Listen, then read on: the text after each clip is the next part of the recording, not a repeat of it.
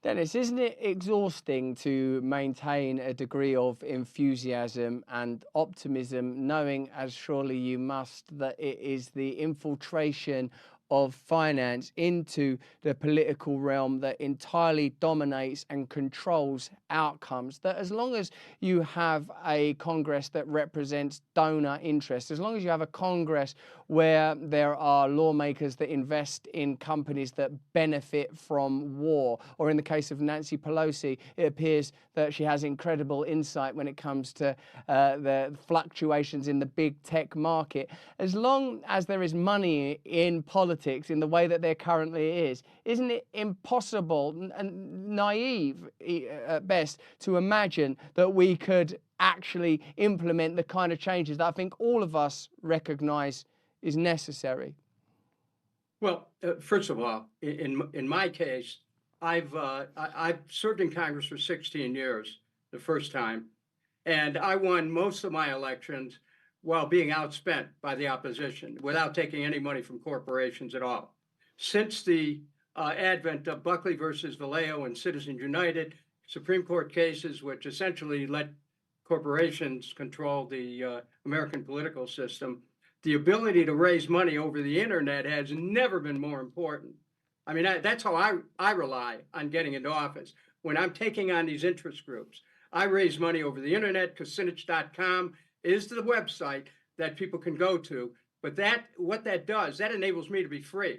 Most members, when they get to Congress, they go to the respective party headquarters, they get a book about this thick, and that book then tells them all of the political action committees to call. And when they make that call, they're putting a hook into themselves, and sooner or later, the members are just filled with hooks and they can't represent their own district. So, this problem that you talk about is the most serious problem in our democracy. It enables interest groups to control the Congress.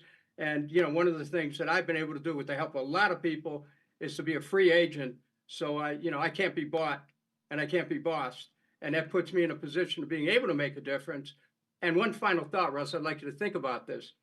I have a little cartoon I keep at my desk, and it's of a guy who is carrying a wheelbarrow full of hot coals as he saunters through one of the lower circles of hell. And you've got two of his bosses in a higher circle looking at him walking through hell, pushing his wheelbarrow full of hot coals. And one devil supervisor said to the other devil supervisor, well, they're looking at this fella, I don't think this guy gets it.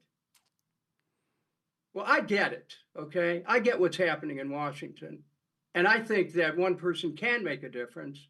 But you cannot do it if you come with compartmentalized thinking, us versus them, wherever they are, and a belief that war is inevitable. I believe that peace is inevitable.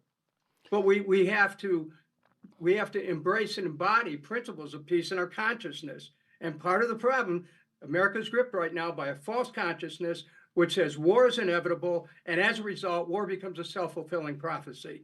And you know what? We need to break that. And I intend to do that.